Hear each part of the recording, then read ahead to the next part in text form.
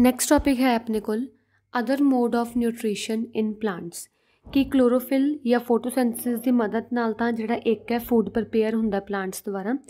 ਹੁਣ ਆਪਾਂ ਪੜ੍ਹਨਾ ਕਿ ਸੈਕਿੰਡ ਮੋਡ ਆਫ ਨਿਊਟ੍ਰੀਸ਼ਨ ਜਿਹੜਾ ਹੋਰ ਕੋਈ ਮੋਡ ਆਫ ਨਿਊਟ੍ਰੀਸ਼ਨ ਹੈਗਾ ਕਿ ਜਿਹਦੇ ਵਿੱਚ ਪਲਾਂਟਸ ਆਪਦਾ ਫੂਡ ਆਪ ਤਿਆਰ ਕਰ ਸਕਦੇ ਆ, ਤਾਂ ਆਪਾਂ ਉਹ ਪੜ੍ਹਨ ਲੱਗੇ ਹਾਂ। ਕਹਿੰਦੇ ਕੁਛ ਕੁ ਪਲਾਂਟਸ ਇੱਦਾਂ ਦੇ ਹੁੰਦੇ ਆ ਜਿਨ੍ਹਾਂ ਵਿੱਚ ਕਲੋਰੋਫਿਲ ਨਹੀਂ ਹੁੰਦਾ। ਕਲੋਰੋਫਿਲ ਮਤਲਬ ਗ੍ਰੀਨ ਪਿਗਮੈਂਟਸ, ਜਿਹੜੇ ਹੁੰਦੇ ਆ ਉਹ ਗ੍ਰੀਨ ਲੀਵਸ ਵਿੱਚ ਨਹੀਂ ਹੁੰਦੇ। ਤਾਂ ਉਹ ਗ੍ਰੀਨ ਪਿਗਮੈਂਟਸ ਨਾ ਹੋਣ ਕਰਕੇ ਤਾਂ ਓਬਵੀਅਸ ਜਿਹੜਾ ਪਲਾਂਟ ਹੈ ਉਹ ਆਪਦਾ ਫੂਡ ਆਪ ਤਿਆਰ ਨਹੀਂ ਕਰ ਸਕਦਾ। ਠੀਕ ਹੈ, ਤਾਂ ਫਿਰ ਉਹ ਪਲਾਂਟ ਕੀ ਕਰੂਗਾ? ਹੁਣ ਪਲਾਂਟ ਨੇ ਗਰੋ ਤਾਂ ਕਰਨਾ ਹੀ ਹੈ, ਅਤੇ ਗਰੋ ਕਿਵੇਂ ਕਰੂਗਾ? ਉਹਨੂੰ ਕੋਈ ਡਿਫਰੈਂਟ ਮੈਥਡ ਯੂਜ਼ ਕਰਨਾ ਪੈਣਾ ਫੋਟੋਸਿੰਥੇਸਿਸ ਤੋਂ ਇਲਾਵਾ।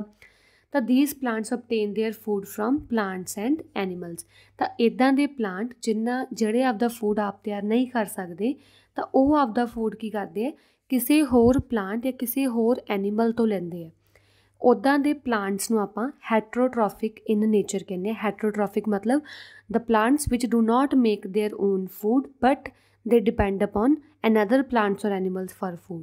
ਉਹਨਾਂ ਨੂੰ ਬੋਲਦੇ ਆਪਾਂ ਹੈਟਰੋਟ੍ਰੋਫਿਕ ਇਨ ਨੇਚਰ। ਤਾਂ ਫਸਟ ਹੈਟਰੋਟ੍ਰੋਫਿਕ ਆਪਣੇ ਕੋਲ ਗੱਲ ਆ ਜੂਗੀ ਪੈਰਾਸਾਈਟਿਕ ਪਲਾਂਟਸ। ਪੈਰਾਸਾਈਟਿਕ ਪਲਾਂਟਸ ਉਹ ਵਾਲੇ ਪਲਾਂਟਸ ਹੋਣਗੇ ਜਿਹੜਾ ਆਪਦਾ ਫੂਡ ਆਪ ਨਹੀਂ ਤਿਆਰ ਕਰ ਸਕਦੇ। ਕਿਉਂ? ਕਿਉਂਕਿ ਉਹਨਾਂ ਕੋਲ ਕਲੋਰੋਫਿਲ ਨਹੀਂ ਹੁੰਦੀ। ਤਾਂ ਇਹ ਕੀ ਕਰਨਗੇ? ਧਿਆਨ ਨਾਲ ਦੇਖੋ।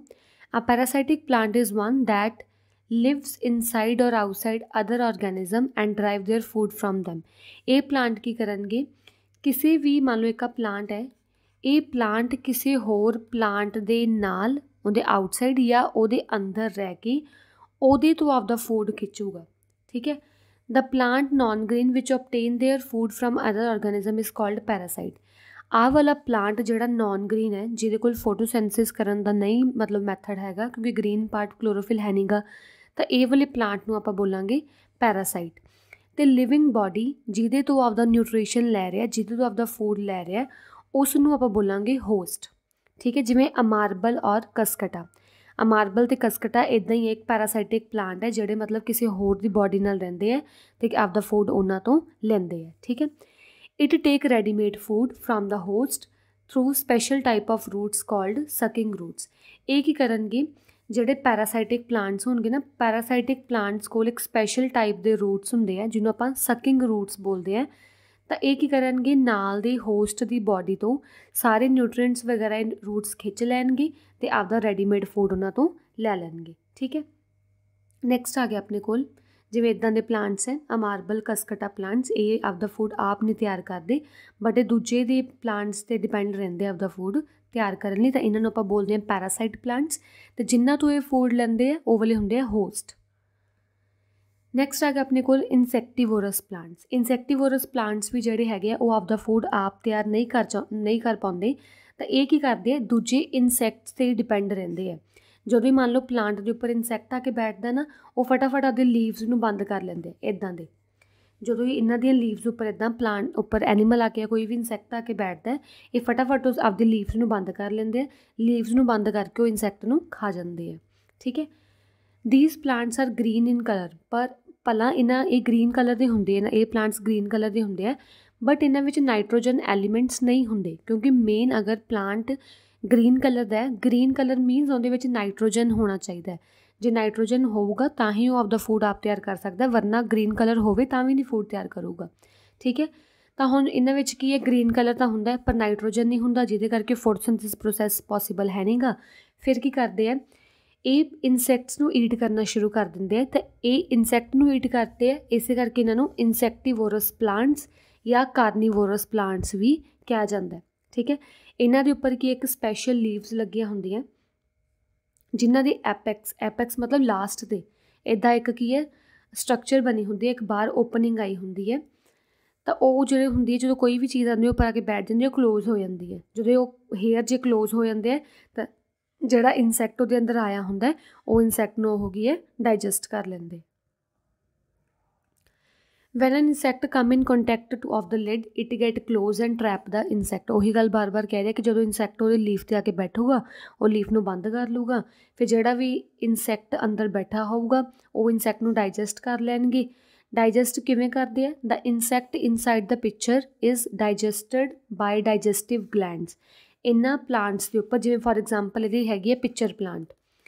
ਪਿਕਚਰ प्लांट पिक्चर प्लांट की करूगा जदों प्लांट दे उपर कोई इंसैक्ट आके बैठूगा ना तो प्लांट आदि लीव्स नूं बंद कर लूगा। लीव्स बंद करन तो बाद की करूगा उस इंसैक्ट दे उपर कुछ डाइजैसटिव जूसिस नूं मतलब आपदे अंदरों कोई लिक्विड नूं उहदे उपर सुट्टणगे। लिक्विड नूं आपदे उहदे उपर सुੱਟ के फिर उहनूं हौली हौली डाइजैसट करना शुरू कर देणगे। इंसैक्टिवोरस प्लांट दे एग्जांपल्स हैगे pitcher plant, sundew, Venus trap ते ब्लैडरवॉट। ठीक है।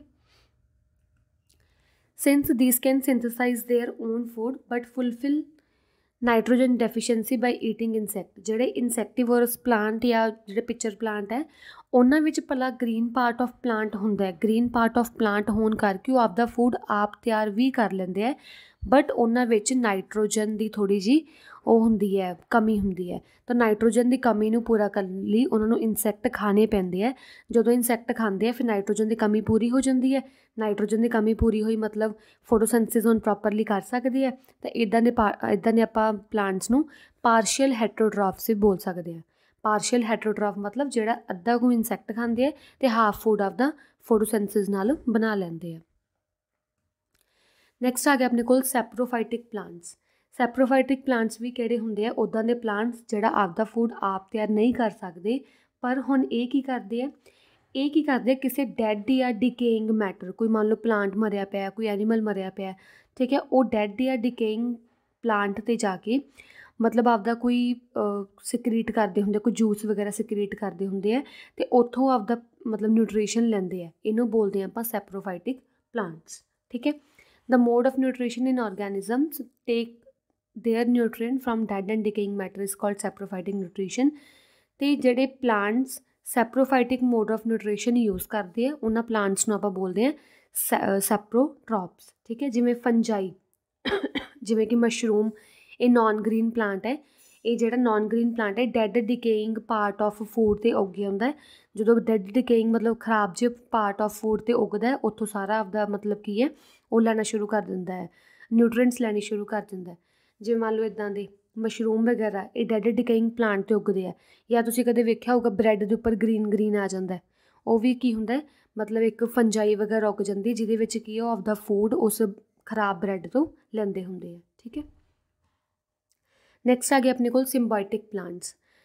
ਕਹਿੰਦੇ ਕਈ ਵਾਰੀ ਕੀ ਹੁੰਦਾ ਜਿਹੜੇ ਦੋ ਪਲਾਂਟਸ ਹੁੰਦੇ ਆ ਨਾ ਸੇਮ ਡਿਫਰੈਂਟ ਸਪੀਸੀਜ਼ ਦੇ ਆ ਕੋਈ ਹੋਰ ਸਪੀਸ ਦਾ ਕੋਈ ਹੋਰ ਮਤਲਬ ਪਲਾਂਟ ਹੈ ਆ ਕੋਈ ਹੋਰ ਪਲਾਂਟ ਹੈ। ਠੀਕ ਹੈ। ਦੋ ਪਲਾਂਟ ਕੀ ਹੈ ਇਕੱਠੇ ਉੱਗਦੇ ਹੁੰਦੇ ਆ ਹਮੇਸ਼ਾ ਅਤੇ ਆ ਜਿਹੜਾ ਹੈਗਾ ਇੱਕ ਪਲਾਂਟ ਇਹਨੂੰ ਹੈਲਪ ਕਰ ਰਿਹਾ ਇਹਨੂੰ ਹੈਲਪ ਕਰ ਰਿਹਾ ਮਤਲਬ ਦੋਨੋਂ ਇਕੱਠੇ ਸਾਂਝੇ ਰਹਿੰਦੇ ਆ ਉਹਨਾਂ ਨੂੰ ਬੋਲਦੇ ਆਪਾਂ ਸਿੰਬਾਇਸਿਸ। ਅਤੇ ਜਿਹੜੇ ਪਲਾਂਟਸ ਹੁੰਦੇ ਆ ਇਹਨਾਂ ਨੂੰ ਬੋਲਦੇ ਆ ਸਿੰਬਾਇਟਿਕ ਪਲਾਂਟਸ। ਠੀਕ ਹੈ। ਕਈ ਵਾਰੀ ਹੁਣ ਇਹ ਇਕੱਲਾ ਰਹਿ ਕੇ ਨਹੀਂ ਫੂਡ ਬਣਾ ਸਕਦਾ ਇਹ ਇਕੱਲਾ ਰਹਿ ਕੇ ਨਹੀਂ ਫੂਡ ਬਣਾ ਸਕਦਾ ਇਹ ਦੋਨੇ ਇਕੱਠੇ ਹੀ ਉੱਗਣੇ ਸ਼ੁਰੂ ਹੋ ਜਾਂਦੇ ਆ। ਜਦੋਂ ਦੋਨੋਂ ਇਕੱਠੇ ਉੱਗਦੇ ਆ ਇਹ ਆਪਦੀ ਕੁਛ ਕੁ ਮਟੀ ਮੰਨ ਲਓ ਸ਼ੇਡ ਇਹਨੂੰ ਦੇ ਦਿੱਤੀ ਛਾਇਆ ਨੂੰ ਦੇ ਦਿੱਤੀ ਇਹ ਕਿਸੇ ਨੂੰ ਮੰਨ ਲਓ ਫੂਡ ਲੈ ਕੇ ਇਹਨੂੰ ਦੇ ਰਿਹਾ ਤਾਂ ਦੋਨੇ ਇੱਕ ਦੂਜੇ ਦੀ ਆਪਦੀਆਂ ਹੈਲਪ ਕਰ ਰਹੇ ਆ ਤਾਂ ਉਹਨੂੰ ਬੋਲਦੇ ਆਪਾਂ ਸਿੰਬਾਇਟਿਕ ਪਲਾਂਟਸ।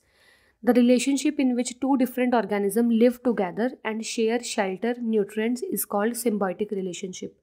ਉਹ ਵਾਲਾ ਰਿਲੇਸ਼ਨਸ਼ਿਪ ਜਿਹਦੇ ਵਿੱਚ ਦੋ ਆਰਗੈਨਿਜ਼ਮਸ ਇਕੱਠੇ ਰਹਿੰਦੇ ਆ ਇਕੱਠੇ ਰਹਿਣ 'ਤੇ ਉਹ ਆਪਦਾ ਸ਼ੈਲਟਰ ਮਤਲਬ ਘਰ ਵਗੈਰਾ ਜੋ ਵੀ ਉਹਨਾਂ ਦੀ ਮਿੱਟੀ ਵਗੈਰਾ ਸਾਂਝੀ ਕਰਦੇ ਆ ਨਿਊਟ੍ਰੀਐਂਟਸ ਵਗੈਰਾ ਸਾਂਝੇ ਕਰਦੇ ਆ ਉਹ ਪ੍ਰੋਸੈਸ ਨੂੰ ਰਿਲੇਸ਼ਨਸ਼ਿਪ ਨੂੰ ਆਪਾਂ ਬੋਲਦੇ ਹਾਂ ਸਿੰਬਾਇਟਿਕ ਰਿਲੇਸ਼ਨਸ਼ਿਪ।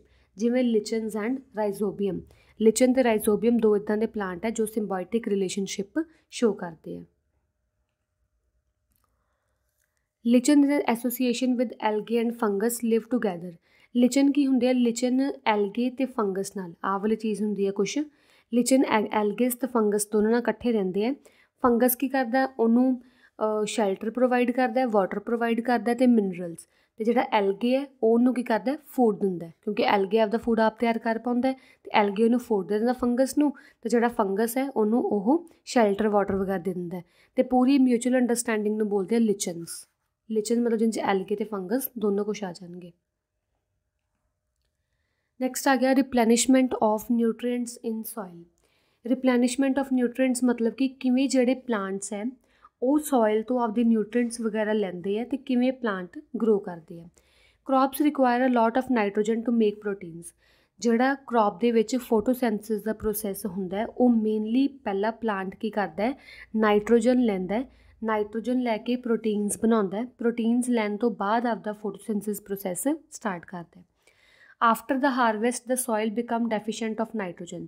ਜਦੋਂ ਹਾਰਵੈਸਟ ਮਤਲਬ ਕਿ ਸਾਰੇ ਪਲਾਂਟ ਵਗੈਰਾ ਜਿਹੜੀ ਮਤਲਬ ਵੱਢਦੇ ਹੁੰਦੇ ਆ ਪਲਾਂਟਸ ਨੂੰ, ਉਦੋਂ ਬਾਅਦ ਕੀ ਹੁੰਦਾ, ਮਿੱਟੀ ਵਿੱਚ ਨਾਈਟ੍ਰੋਜਨ ਦੀ ਮਾਤਰਾ ਬਹੁਤ ਘੱਟ ਜਾਂਦੀ ਹੈ। ਠੀਕ ਹੈ, ਤਾਂ ਜਦੋਂ ਸੋਇਲ 'ਚ ਨਾਈਟ੍ਰੋਜਨ ਦੀ ਮਾਤਰਾ ਘੱਟ ਗਈ, ਪਰ ਸੋਇਲ ਨੂੰ ਪਲਾਂਟ ਨੂੰ ਨਾਈਟ੍ਰੋਜਨ ਚਾਹੀਦਾ ਨਾ, ਕਿਉਂਕਿ ਉਹਨਾਂ ਦਾ ਫੂਡ ਆਪ ਤਿਆਰ ਕਰਨਾ ਹੈ, ਤਾਂ ਫਿਰ ਪਲਾਂਟ ਕੀ ਕਰਦਾ ਹੈ, ਉਹ ਮਿੱਟੀ ਤੋਂ ਇਲਾਵਾ ਡਾਇਰੈਕਟ ਨਾਈਟ੍ਰੋਜਨ ਗੈਸ ਐਟਮੋਸਫੀਅਰ ਤੋਂ, ਹਵਾ ਤੋਂ ਡਾਇਰੈਕਟ ਨਾਈਟ੍ਰੋਜਨ ਗੈਸ ਲੈਣੀ ਸ਼ੁਰੂ ਕਰ ਦਿੰਦਾ ਹੈ।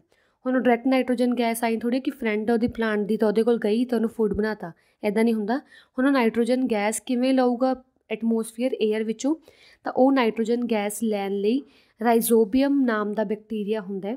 ਰਾਈਜ਼ੋਬੀਅਮ ਮਿੱਟੀ ਵਿੱਚ ਆਉਂਦਾ, ਮਿੱਟੀ 'ਚੋਂ ਕੀ ਕਰਦਾ ਹੈ, ਜਿਹੜੀ ਬਾਹਰੋਂ ਐਟਮੋਸਫੀਅਰ ਨਾਈਟ੍ਰੋਜਨ ਹੁੰਦੀ ਹੈ ਨਾ, ਉਹਨੂੰ ਇਕੱਠੀ ਕਰਦਾ ਅਤੇ ਉਹਨੂੰ ਨਾਈਟ੍ਰੋਜਨ ਬੈਕਟੀਰੀਆ ਕੰਪਾਊਂਡ ਵਿੱਚ ਬਣਾ ਦਿੰਦਾ। ਫਿਰ ਉਹ ਕੰਪਾਊਂਡ ਮਿੱਟੀ ਵਿੱਚ ਜਾਂਦੇ ਆ, ਫਿਰ ਮਿੱਟੀ ਰੂਟ ਨਡਿਊਲ ਮਤਲਬ ਰੂਟਸ ਲੈਂਦੀ ਹੈ, ਜੜ੍ਹਾਂ ਲੈਂਦੀ ਹੈ ਉਹ ਨਾਈਟ੍ਰੋਜਨ, ਅਤੇ ਆਪਦਾ ਜਿਹੜਾ ਫੂਡ ਆ ਉਹ ਆਪ ਤਿਆਰ ਕਰ ਲੈਂਦੀ ਹੈ। ਤਾਂ ਮਤਲਬ ਸਮਝ ਲੱਗ ਗਿਆ ਨਾ ਸਟੈਪ ਕੀ ਹੈ, ਕਿ ਜਦੋਂ ਹਾਰਵੈਸਟ ਤੋਂ ਬਾਅਦ ਮਿੱਟੀ ਵਿੱਚ ਨਿਊਟਰੀਐਂਟਸ ਦੀ ਮਾਤਰਾ ਘੱਟ ਜਾਂਦੀ ਹੈ, ਨਾਈਟ੍ਰੋਜਨ ਦੀ ਮਾਤਰਾ ਘੱਟ ਜਾਂਦੀ ਹੈ, ਬਟ ਪਲਾਂਟ ਨੂੰ ਨਾਈਟ੍ਰੋਜਨ ਚਾਹੀਦਾ ਹੁੰਦਾ, ਤਾਂ ਪਲਾਂਟ ਕੀ ਕਰਦਾ, ਐਟਮੋਸਫੀਅਰ ਤੋਂ ਡਾਇਰੈਕਟਲੀ ਨਾਈਟ੍ਰੋਜਨ ਲੈਂਦਾ। ਰਾਈਜ਼ੋਬੀਅਮ ਬੈਕਟੀਰੀਆ ਮਿੱਟੀ ਵਿੱਚ ਪ੍ਰੈਜ਼ੈਂਟ ਹੁੰਦਾ, ਉਹ ਬੈਕਟੀਰੀਆ ਕੀ ਕਰਦਾ, ਨਾਈਟ੍ਰੋਜਨ ਏਅਰ ਤੋਂ ਲੈ ਕੇ ਉਹਨੂੰ ਨਾਈਟ੍ਰੋਜੀਨੀਅਸ ਕੰਪਾਊਂਡ ਵਿੱਚ ਕਨਵਰਟ ਕਰਦਾ। ਨਾਈਟ੍ਰੋਜੀਨੀਅਸ ਕੰਪਾਊਂਡ ਵਿੱਚ ਕਨਵਰਟ ਹੋਣ ਤੋਂ ਬਾਅਦ ਹੁਣ ਮਿੱਟੀ ਵਿੱਚ ਨਾਈਟ੍ਰੋਜਨ ਆ ਗਈ, ਤਾਂ ਜਿਹੜੀ ਜੜ੍ਹਾਂ ਹੋਣਗੀਆਂ ਮਿੱਟੀ ਦੀਆਂ, ਰੂਟਸ ਹੋਣਗੀਆਂ, ਉਹ ਨਾਈਟ੍ਰੋਜਨ ਕੰਟੇਨਿੰਗ ਕੰਪਾਊਂਡ ਨੂੰ ਉੱਪਰ ਲੈ ਕੇ ਜਾਣਗੀਆਂ, ਫੋਟੋਸਿੰਥੇਸਿਸ ਲਈ, ਗਰੋਥ ਲਈ ਹੈਲਪਫੁਲ ਹੋਣਗੀਆਂ। ਠੀਕ ਹੈ, ਇਹ ਸਾਰਾ ਕੁਛ ਇਹੀ ਲਿਖਿਆ ਹੋਇਆ। ਚਲੋ, ਇਹ ਸੀ ਆਪਣਾ chapter number 1, that is nutrition in plants. ਠੀਕ ਹੈ।